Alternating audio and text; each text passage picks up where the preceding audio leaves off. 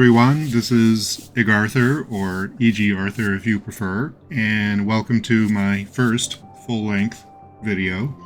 This came out of a promise I made back in 2021 when I published my Midsummer Guide to the 2021 Festival, and it essentially consisted of a PDF with walls of text talking about various strategies and tips and tricks for doing the Midsummer Festival.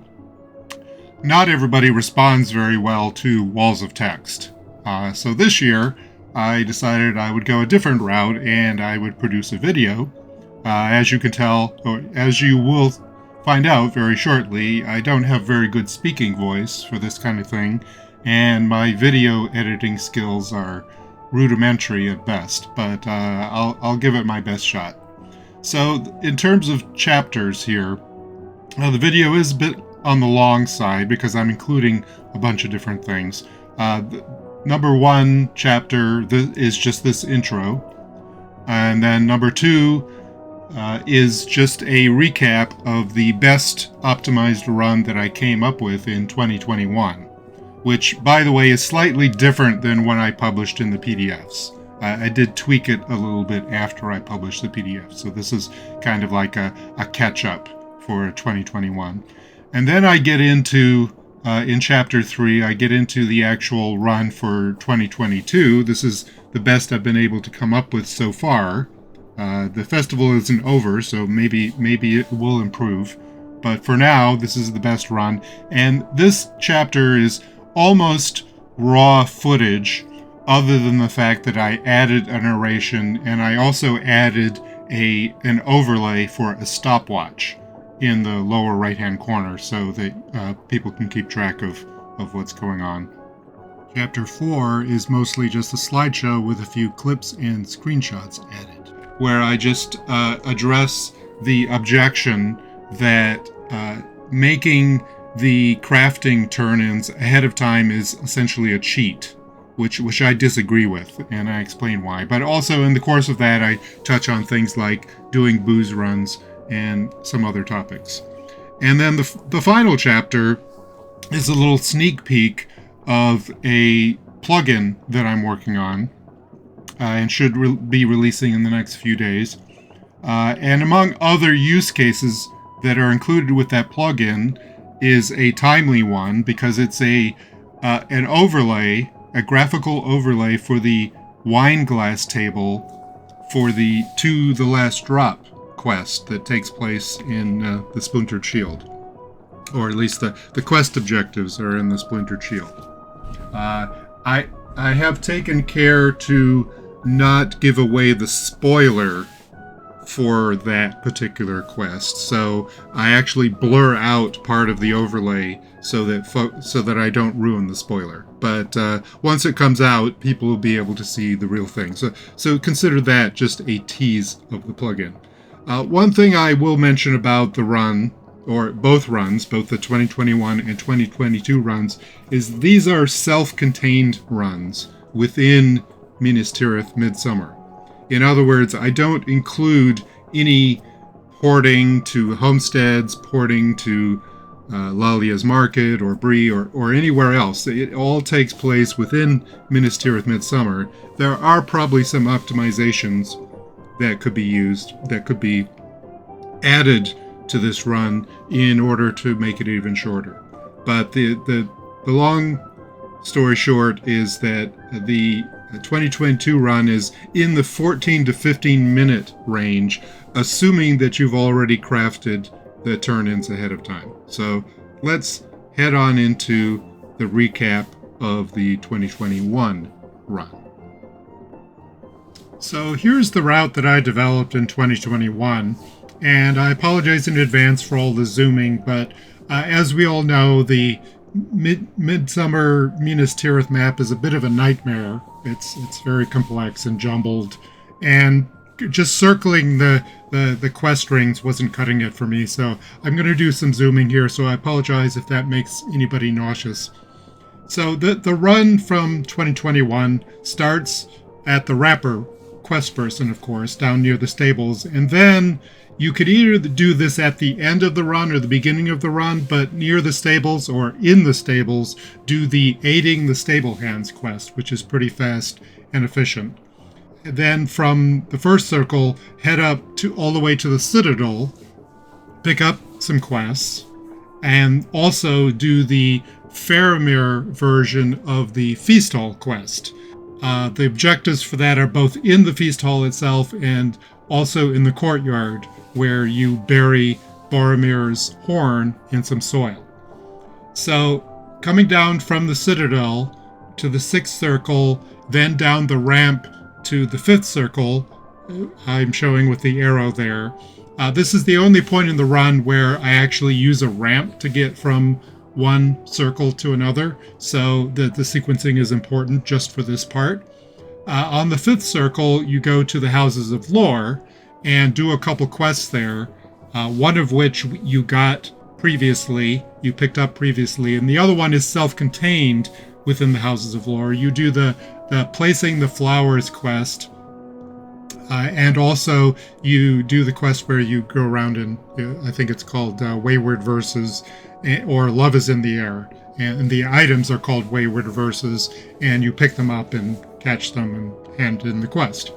So from the 5th circle, go all the way around the circle to the Stable Master, head down to the 2nd circle, and then to the Splintered Shield and do a couple of quests there, one of which you picked up previously, which is To the Last Drop, the Wineglass picking quest, and the other one is self-contained within the Splintered Shield, which is the Toss a Coin, where you toss a coin to the minstrels. Come out of the Splintered Shield, around to the Stable Master, head up to the 3rd circle, and right near the Stable Master is the Crafting Hall. For whatever reason, the quest ring isn't showing up for the Crafting Hall, but if you see the mailbox icon near the Stable Master on the 3rd circle, that's where the Crafting Hall is, and the quest giver for that is just a few feet away from that mailbox. So once you're done with that, then you head up to the Citadel to hand things in, and then back down to the 1st circle to finish up the wrap-up. So that is the 2021 route that I came up with. So overall, the 2021 run was a pretty good optimization.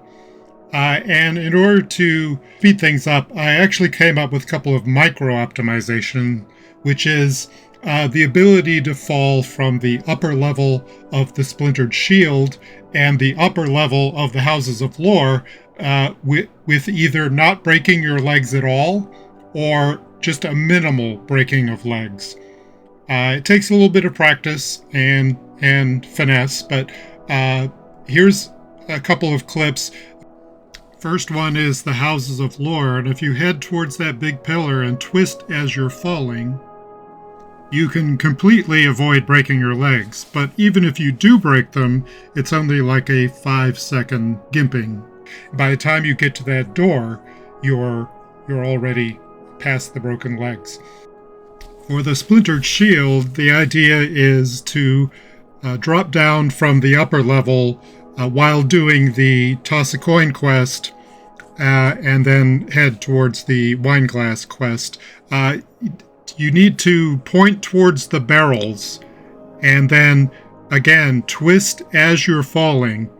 And just like the Houses of Lore, even if you break your legs, it's only going to be a 5-second gimp, and you can just, slowly make your way to the next minstrel. Either of those is faster than going all the way around.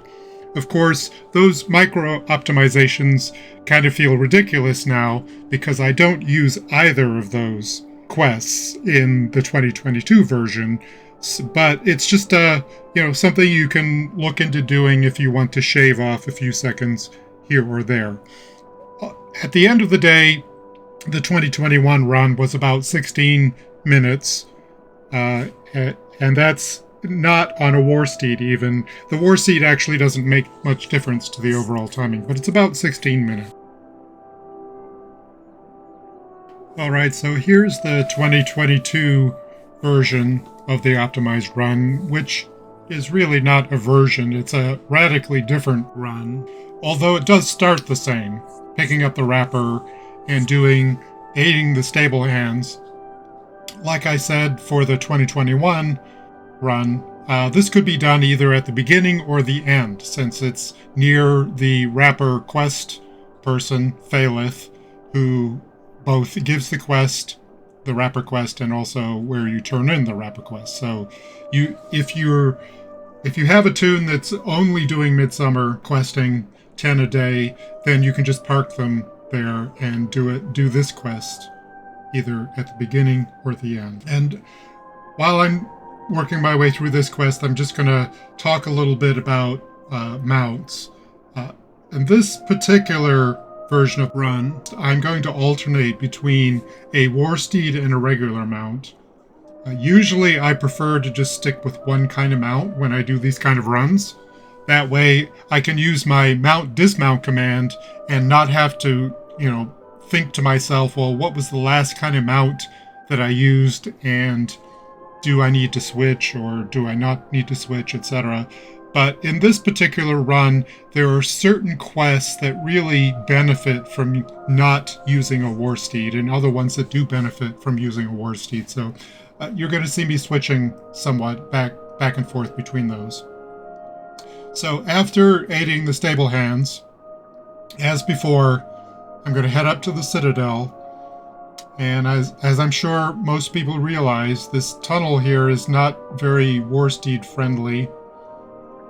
But I do kind of have the hang of varying my speed to make it up these hairpin turns. Occasionally I screw them up, but for the most part.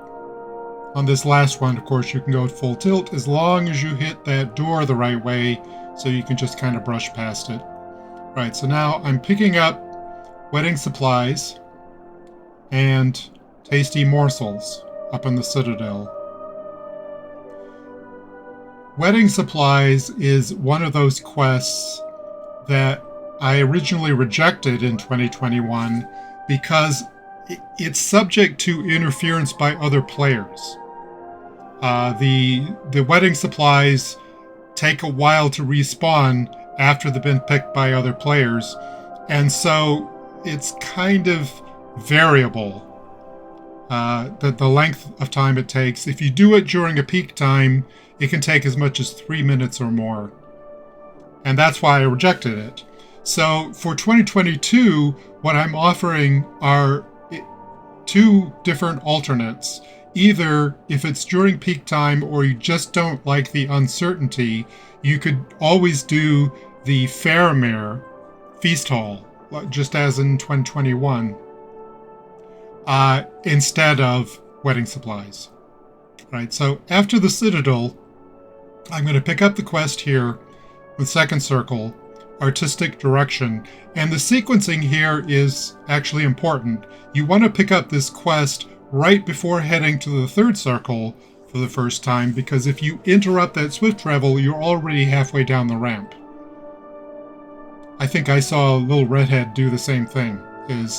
Her route goes up the different circles, so she goes from second to third and then interrupts. Now I got kind of lucky here in that the very first hound I clicked on was the right one. So there was a little bit of luck involved there. Note that I'm mounted, but I'm mounted on a regular mount. I would not recommend trying to do that on a war steed. Just the acceleration, deceleration, turning, it's going to just lead to frustration. But if you do that on a regular mount, it's not too bad. And it's a little bit faster than just being unmounted. But now I'm going to switch to the war steed, head back up to the third circle, and as I approach the crafting hall here, make sure you go around the north side, because one of the objectives for Artistic Direction is right there. Then head into the House of Craft. Time to knock out the 4 crafting turn-ins. And I'll talk a little bit about crafting and the role of these crafting quests at the end of the video. But for now, I'm going to turn these 4 in. And I'm already more than halfway through my 10 quests for the day. I did Aiding the Stable Hands, Unhelpful Hounds, and the 4 crafting quests. If I had swapped the Faramir quest instead of wedding supplies, then I'd actually be at 7 out of 10 at this point.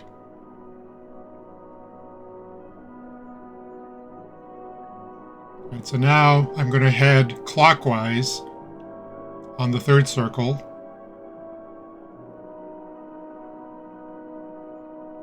Warsteed.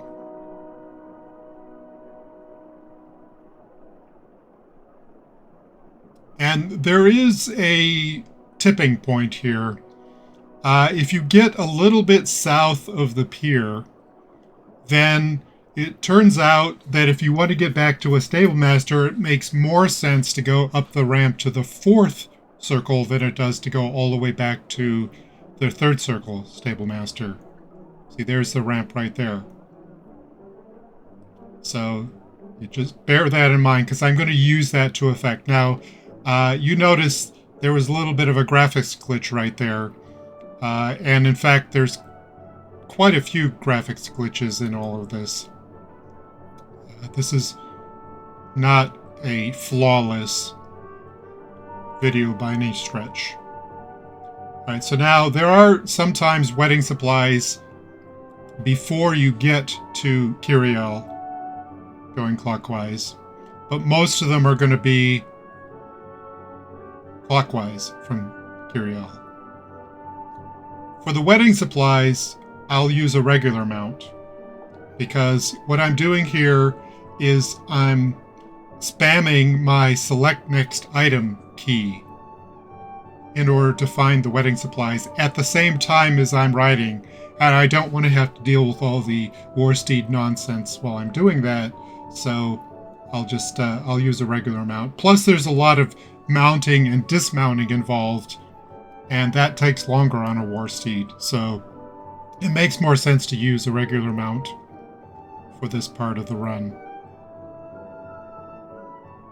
Alright, for the sweet treats, which I picked up from Ciriel, there's always going to be 2 guards clockwise of Ciriel and 2 guards counterclockwise. So I have the 2 that are clockwise of her, and now I'm just picking up the remainder of the wedding supplies, if I can. Now, you see, I have some competition here. I can tell because I know where all of these locations are, and some of them are not available. The only reason they wouldn't be available is if someone recently took them, and it's taking a while for them to respawn. So this is not super peak time for Evernight, but it is kind of like a secondary peak time, like 1 o'clock in the afternoon Eastern time on a Sunday. So it's I've got some competition going on, but not a terrible amount.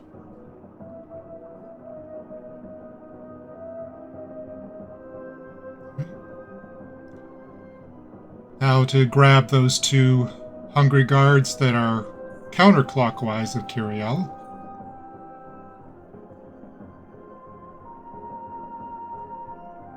The last one is always kind of annoying. And you see there's some rubber banding there. Serious rubber banding. So that's what it looks like underneath. Cool. And all the way back. Alright, nice rubber band there. So as I was saying, this last guard is somewhat far around, all the way around to the actual clothier's mart here. Stay still. Okay, that's better. Nom nom nom. And now back to Ciriel.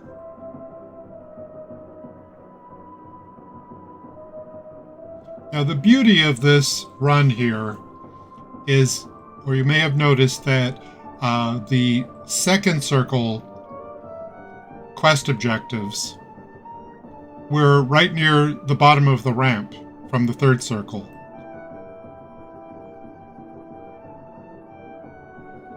And then when I finish these third circle objectives, I'm right at the bottom of the ramp to the fourth circle. So it's like second, third, fourth.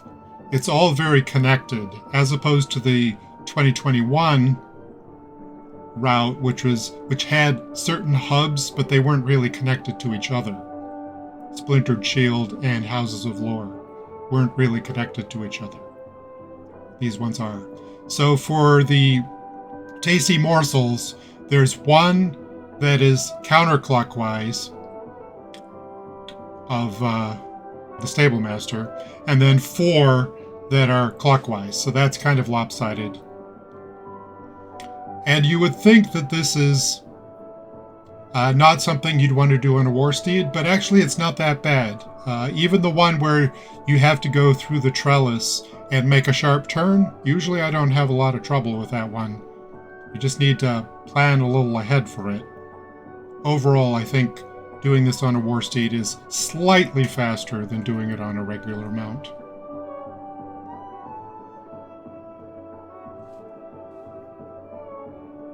Alright, back to Stable Master.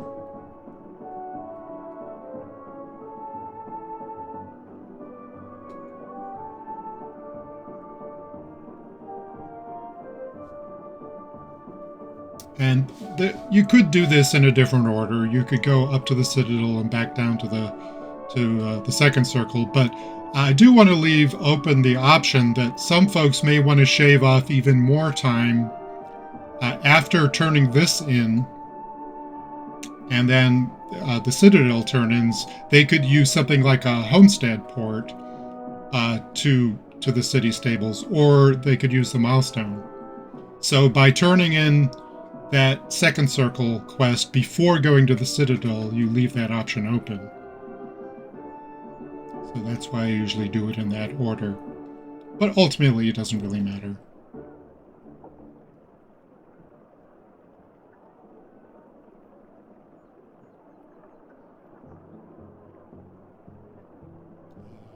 Turn in that one.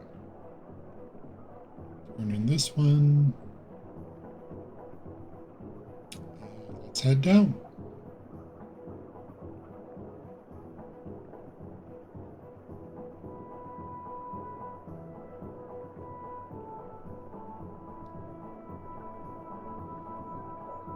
And again, this is not the most war steed friendly slalom here. I'm sure there are people that could do a much better job than I. But I still think that that's slightly faster than using a regular mount.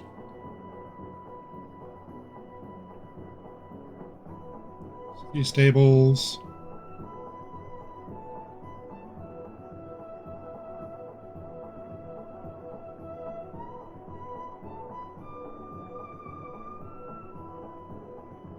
And we're done. Okay, so now that we're done with the run, I do want to address an objection that I'm sure has arisen among many people. And to do that, I'm going to do a bit of a slideshow here. Hopefully the dark mode will give some people's eyes a rest after the brightness of the MT Midsummer instance. But in any case, the objection revolves around the crafting turn-ins and the fact that 4 of the 10 quests that I'm including as part of the rotation are simply items that I'm turning into an NPC, and of course they're really fast. Those quests are really fast because I already did the work ahead of time, and I'm sure that won't sit right with a lot of people. But I think if people give some thought and reflection to this, they'll realize that that's really not a cheat. But let's get into it. And before I formulate it, though, in any substantive way, I want to get a fact out of the way, and that is that the actual crafting time for the items is not really the issue. It's trivial, especially if you have the subscriber's jug or you have a high crit rate. It's really not that hard to just knock out a bunch of those crafted items and make them ready for turn-in. So that's not really the controversial substantive meat of the objection. It's more about the kits. So let me try and formulate the objection in a clear and concise way, but also with as little bias as possible. So here's my attempt here. Since the devs created Midsummer specific quests for the gathering of the crafting kits, if crafting is used at all as part of the daily rotation, omitting the kit gathering quest from the rotation is a cheat. In other words, the kit gathering quest should be part of the rotation since it's part of the whole process of making the crafted items. The implication of that objection is that the kit gathering quests were intended to be the exclusive means of acquiring the kits. And I just simply don't agree with that, and I have a bunch of pushback here. First of all, I'll point out that the devs provided other ways to get the kits. They didn't make it exclusively just from the quests. You can buy and sell those kits, as you can see.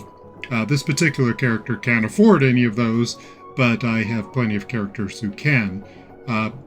2 kits for less than 2 gold, less than 1 gold a piece isn't a lot of money these days. Another way is that you can barter for the kits.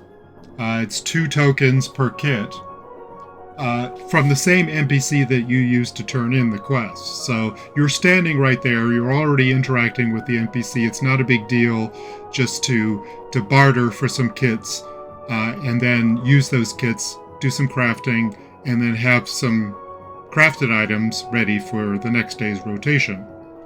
So that's an easy, convenient thing to do. So there are at least two ways that you can get those kits other than doing the quests. So obviously it's not exclusive.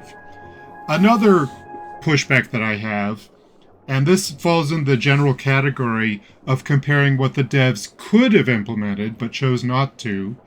They could have implemented this as a multi-objective quest or a meta quest, where you had to do the kit gathering part as one objective or one part of the meta, and then that would output a quest item, which is a special kind of item, as we know. It's inherently character bound, usually has some restrictions on where you can store it.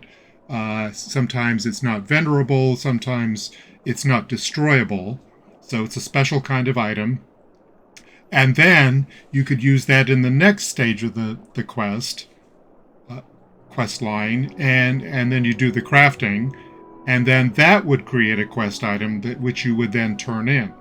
They didn't choose to do it that way. They chose the kits to be freely tradable, unbound, and the crafted items themselves are also freely tradable. So the fact that they could have done it a different way and chose not to implies that they didn't intend it to be as rigid and sequential as the objection makes it out to be.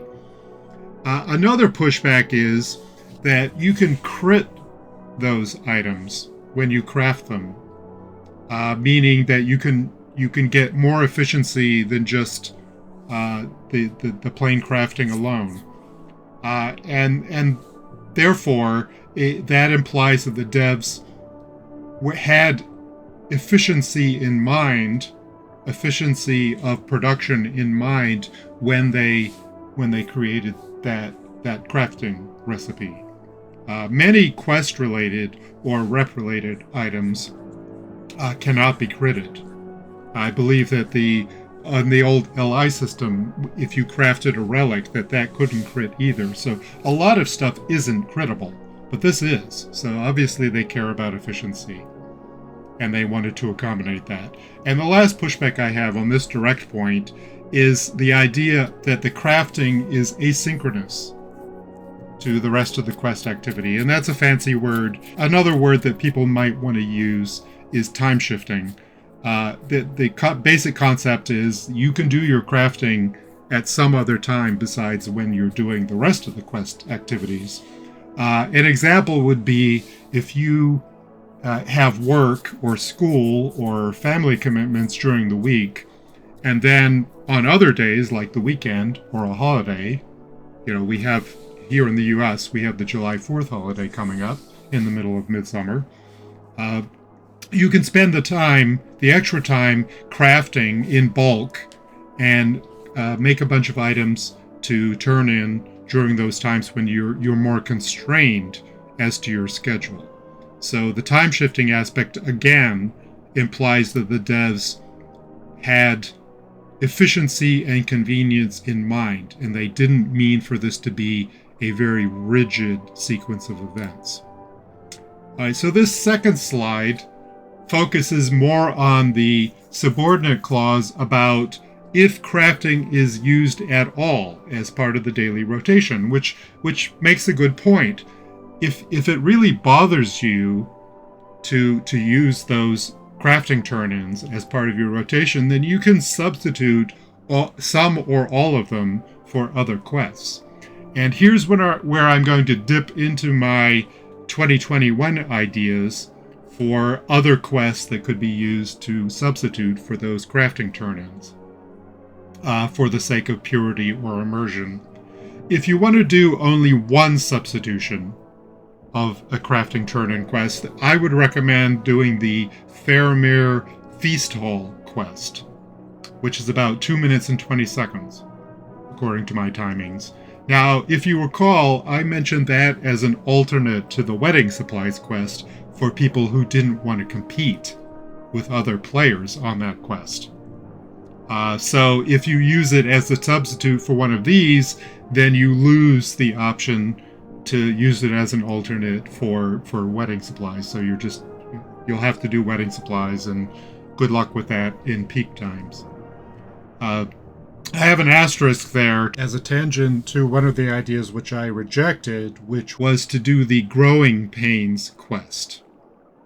And there is a temptation to do that quest as you're going through and doing artistic direction, because one of the NPCs, Lebedar, is an NPC that you have to click on in order to progress artistic direction, and he offers the Growing Pains quest right then and there. So there is a temptation to just pick that sucker up and I'll do that quest.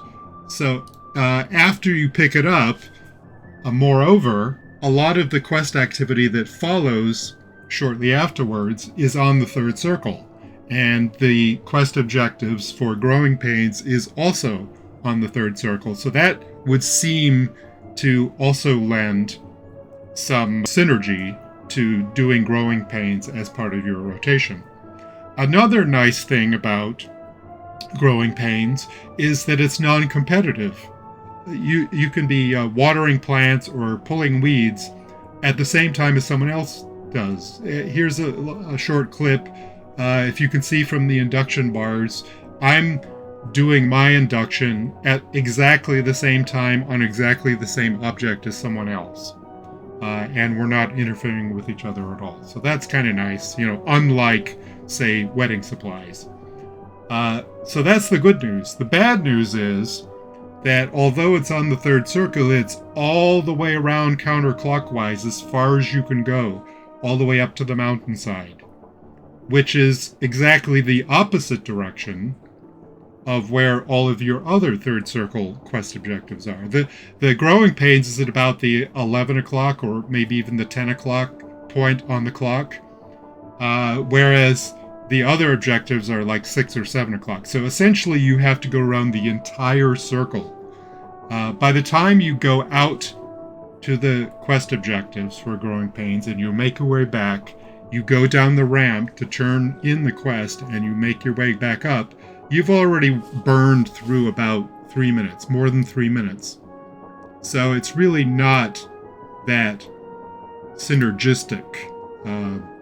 It's faster to do the Faramir quest and just be done with it. If you want to do 2 substitutions, I would recommend going to the Splintered Shield at some point when you're on the second circle. Take a diversion off to the Splintered Shield. This assumes that you picked up the quest up in the Citadel to the last drop, which is the Wineglass quest. Go to the Splintered Shield and do both of those quests, toss a coin, and to the last drop. By the way, this timing is based on the micro-optimization of falling down from the upper level and twisting and hitting the barrel and all that stuff. But you do that, and you have about less than 4 minutes extra time added to your rotation to do those substitutions. So that's not too bad. If you want 3 substitutions, what I would do is both A and B. In other words, do the Faramir Feast Hall quest and do the 2 quests in the Splintered Shield. Now, one idea that I came up with but ultimately rejected was to swap out the Faramir quest and swap in the Frodo quest, and instead of doing Splintered Shield, do the Houses of Lore. And the idea is that all of the items that Frodo has you gather are in the Houses of Lore. So there's a lot of synergy to doing those 2 quests in the Houses of Lore. The same ones I did last year for my run. And also to pick up all of Frodo's items. That's a good idea, but in practice, the Houses of Lore quests are overall not as efficient as the Splintered Shield ones. But even more so, when you get back to Frodo, he makes you wait a full minute while he thinks about stuff. And you're just standing there doing nothing for a minute, losing time. So ultimately, that ends up not being a very time-efficient way to do things. So I would just do Faramir and the 2 Splintered Shield quests. If you want to substitute all 4 of the Crafting Turn-In quests, then I would do the Splintered Shield quests and also both of the Houses of Lore quests. Now, I will point out the Houses of Lore quest, Love is in the Air, that's the one where you grab the pieces of paper. And that one is highly competitive. That even more so, I think, than wedding supplies. If you try to do that in peak times, you're probably in for some frustration because other people are going to be running around trying to do it at the same time. So at that point, I might even consider breaking the constraints that I mentioned at the beginning of the video and going off and like doing a Bree horse race or something like that, rather than try to compete with people for Love is in the Air. Right? So now a secondary objection that flows from the first one is that if you use barter for obtaining the kits, the crafting kits, that's going to be a waste of tokens. That you're not going to get as many tokens if you're using them up to get the kits. And my first response to that is that this video is not about maximizing your token acquisition. It's more about optimizing your daily quest rotation. So it's more about the deed than stockpiling tokens as quickly as possible. I also point out that 3 of the 4 crafted items are self-sustaining token-wise if you have a crit level of 50% or more. In other words, at that level, the number of tokens you use to barter the kits is the same, on average, as the number of tokens that you get from turning in the quest. So it's, in that sense, it's self-sustaining. You can do the math on that, but I think I've got that right. Strawberry buns, on the other hand, are a different matter. You would need 100% crit rate for that to be self-sustaining. That's because it's a lower crit yield. You only get twice as many items on a crit not 3 times as many items. So it is possible to get a 100% crit rate, but I don't think most folks would want to waste universal optional ingredients or other valuable crit items on a festival repeatable. And for that reason, the strawberry buns is probably the turn-in that you would substitute first if you were going to substitute just one turn-in. Beyond the strawberry buns, then it doesn't really matter which one you substitute, since they have the same sustainability. This last slide here is to offer some other suggestions as to how you could optimize your acquisition of tokens. And I'll give credit to Little Redhead for the first one here, and that is use your Fateful Toolkit if you have one. That's a bonus item from the ultimate version of the Gundabad expansion. And as you can see there, it's a nifty little tool, especially that part there, which is a plus 10% to your landscape and festival tokens. That 10% though, that's even better than it seems, because it rounds up. So it is very valuable. It means that something that would normally give you 1 token gives you 2. It's twice as many tokens. Or, 2 gives 3, or 3 gives 4, etc. Very, very handy if you care about hauling in tokens. And we'll see that shortly. Another thing that you can do if you want to acquire a bunch of Midsummer tokens and you have a lot of alts, is you could park them at the horse races and just run 1 horse race each day on each alt. That gets you 3 tokens, unless you have the toolkit, in which case it would be 4. And it only takes about 1.25 minutes, 1:15 seconds. It does mean that you're spreading your tokens across multiple characters, though. So this might be useful if you're going to use those tokens for, say, bartering for a crafting kit. But it's not that good if you want to stack up huge amounts of tokens because you want to buy expensive items or barter for expensive items. But it is very time efficient. And last but not least, one of my favorite topics that I could talk for hours about, but I'll try and keep this short, is booze runs. The Ale Association and In League are active during Midsummer, so you can do booze runs. And there's lots and lots of different ways and constraints and variations of booze runs. Solo, hunter assisted, using mithril, etc. But even with a very, very hardcore set of constraints, and I'm not going to go through all of them there, but you can read them if you want to. Even a hardcore one, a full run you can do in less than 30 minutes.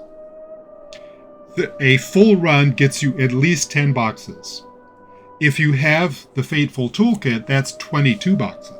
The reason that doesn't divide evenly is because those tokens are bartered in pairs. So 11 tokens actually rounds down to only 5 boxes.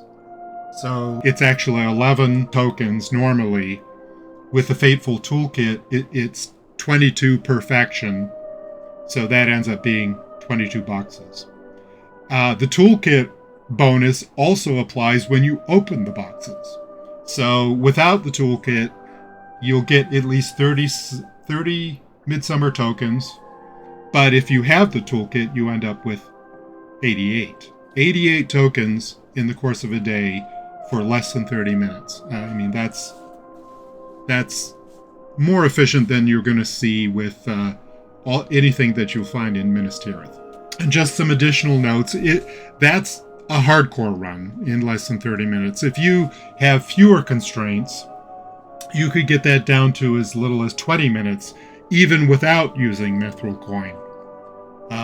So that's even more efficient. If you use Mithril Coin, Little Redhead did a video back in Spring Festival on Bull Roar, where she just spent Mithril like it was going out of style, and was able to just bounce around from hop to hop and do the entire full booze run in like 5 minutes. Even if you forbid the use of the mithril travel to quest objective, I've been able to develop a route where you do it in 12 minutes. So really, my point is that you can speed this up as much as you want if you want to spend a lot of mithril, or you want to spend a lot of LOTRO points on travel skill upgrades and so forth. You could also do shortened runs. You don't have to do a full run. You could do a 6 run, which is more time efficient per run. But just if you do the truncated runs like that, remember that you also have some overhead in the form of buying the drinks ahead of time. And also, once you've done the run, you have to traipse over to the Inn League and the Ale Association to barter those for the festival token boxes. And the last point I'll make is that booze runs aren't limited to Midsummer, of course. You can do them for, I think, 4 or 5 other festivals. There's over 100 days of festival that you can do them, and you can do them multiple tunes. So the number of tokens that you can acquire from booze runs throughout the year is just staggering. You can enter Midsummer with a stack of tokens ready to barter, or since there's a cap, you might be better off with a stack of token boxes, which you then can open as you need to. So now let's turn to a sneak peek of a plugin that I've been working on. And one of the simplest use cases that is provided along with the plugin is an overlay to the wine glass table for the To the Last Drop quest of Midsummer. And I don't want to give away any spoilers here because not everybody knows how the wine glass quest works or what the secret is. But let me just say it is possible that you can get the correct wine glass on the first try. And I'm not going to really say much more than that. And this overlay helps with those who have not completely learned how to do that. It's kind of like a visual aid, if you will. I'll start this little clip with a view of my File Explorer on Windows, because one of the things that I'm providing with this new plugin, which is actually a fork of an existing plugin called Alerter, but one of the things I'm providing is an ability to import a config from a text file. So here I am in the plugin directory, in the import subdirectory, and I'm going to pull up a text file and select everything in the text file. It's not a very large file, and copy that, and then head over to the game and bring up the configuration utility for the plugin. Head over to the import tab, paste that, and save it. And there I have a working config. Now this config is meant to be manually triggered, so let me create a shortcut and put that in the slot there. And when I click on that shortcut, while I'm standing on the wine glass table, looking down, then it puts an overlay over the table that helps me choose the wine glass. Now, I'm going to blur the actual center part of that overlay and just show the outline, which should match up to the edge of the table.